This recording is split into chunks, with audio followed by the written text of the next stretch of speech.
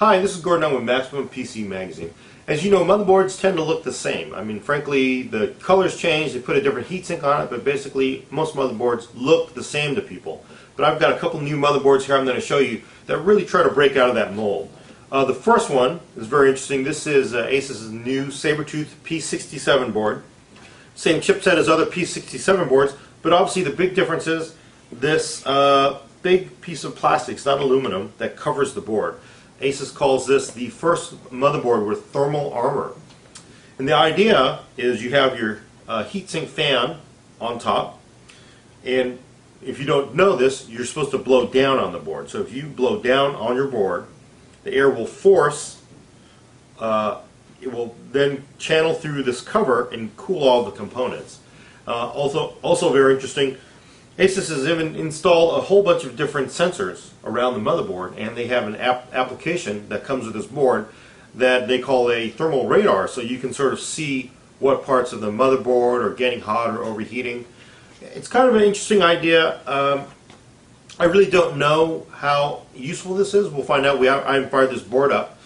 As a regular board, you know, works perfectly fine without it, but I will see if the surface temperatures get better with this configuration.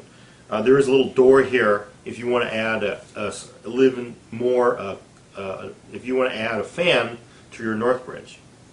Otherwise, it's pretty much standard P67 board, but the first we've seen with this very cool thermal armor. This other board is Gigabyte's new X58A OC.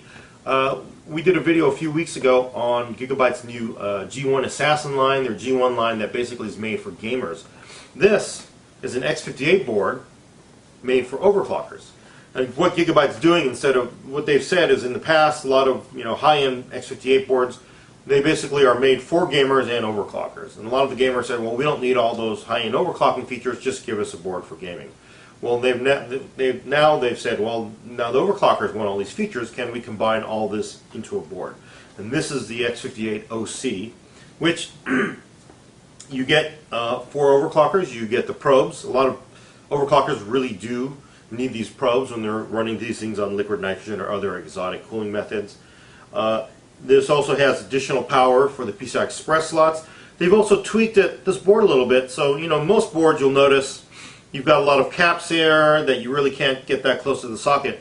Gigabyte says that they've actually made this design so a lot of overclockers can insulate this when they are running those cups of liquid nitrogen and whatever.